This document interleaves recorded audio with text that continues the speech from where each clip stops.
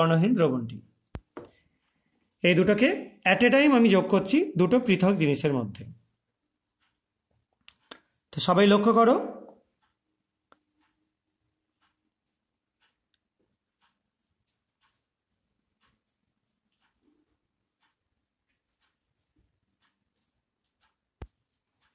আশা করা যায় দেখতে পাচ্ছ একটা দারুণ সুন্দর কালারেশন তৈরি হচ্ছে। প্রথমটায় যেটা যেটা এই সাইডে রয়েছে, এটা তোমরা রেডিশ একটা কালারেশন দেখতে পাচ্ছ, আর এ পাশে যেটা রয়েছে সেটার মধ্যে একটা বিশেষ টাইপের নীলাভ সবুজ অথবা তোমরা প্রুসিয়ান ব্লু কালারও বলতে পারো, সেরকম কালার দেখতে পাচ্ছ।